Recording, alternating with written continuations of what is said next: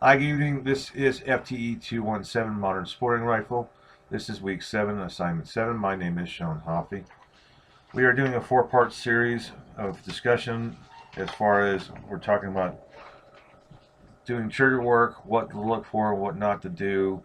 And then part 2 is from the guidance to receive, perform an inspection of the AR-15 and articulate what you are looking for. Part 3 is check the safety systems, disconnector of the operation, articulate what you're looking for. And Part 4, articulate what you believe is the easiest and most difficult parts to making repairs to AR-15. Again, for this process, I'm going to be using cleared firearms, no ammunition at this time. The DPMS that I built for the class is clear. And then the secondary rifle is my Anderson. And again, this firearm is clear. And I will iterate, there is no live ammunition during this discussion. So as far as what are we looking for here? Trigger work. I'm going to go ahead and use the DPMS that I built for the school. And then we'll basically take the takedown pin.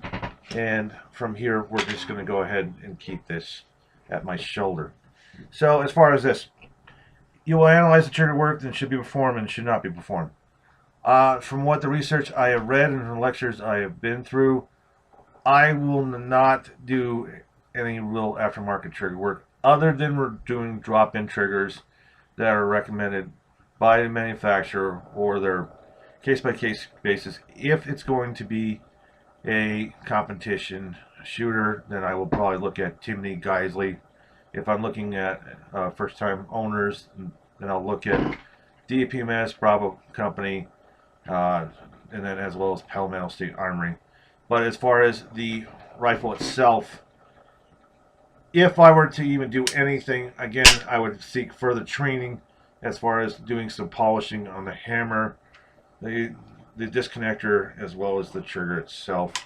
But other than that, I will not shorten or lengthen anything that has to do with the trigger spring or the hammer spring as far as that, because again, any modification, because we're going into part 2 or number 2 from part 1.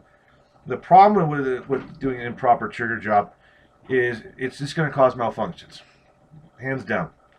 Either stick with an aftermarket drop-in trigger or do not do anything at all.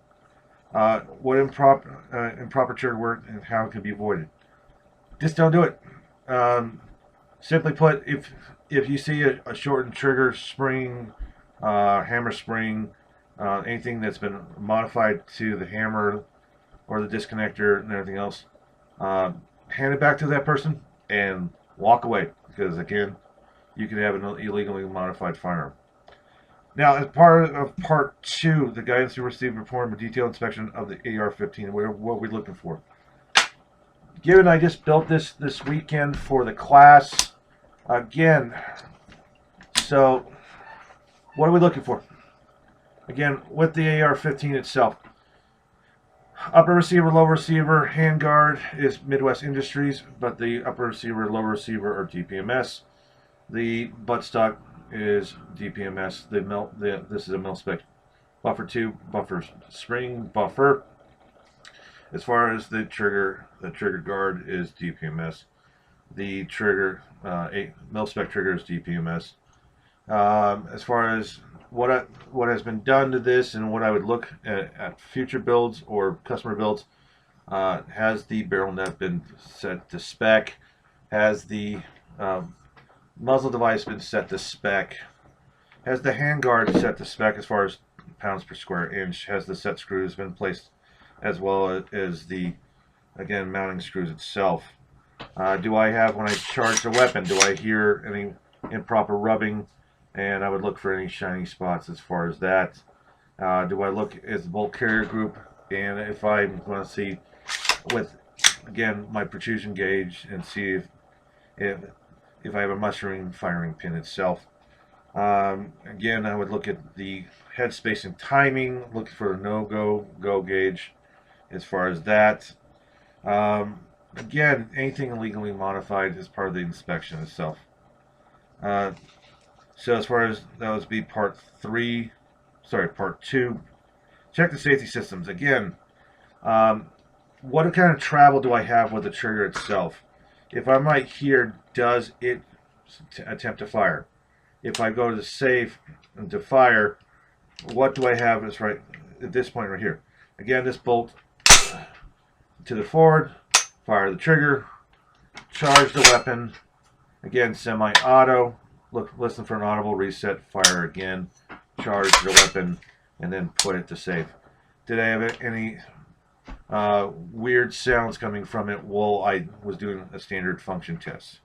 And then if that be the case, if it was legally modified, I would get it out of my shop immediately. Now, part 4 says, articulate what is the easiest and most difficult parts of making repairs and alterations to an AR-15. An AR-15 as a whole is one of the most customizable rifles on the market. Again, whether you have a drop-in trigger or do anything from Magpul Industries, from pistol grip, buttstock, rails, and everything else. But as far as repairs, again, if I have a bad firing pin, I would change out the firing pin, probably go up with a titanium. If I was going to go with something mil-spec, then I would probably do a nickel boron.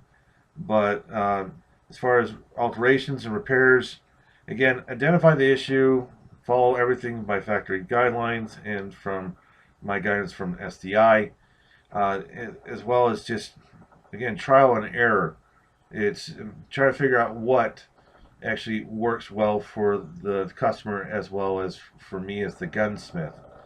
Other than that, like I said, I will customize it, I will dress it up, and I'll hand it back to the customer. Other than that, this is Memorial Day weekend. God bless our troops, and remember the fallen, and Semper Fi.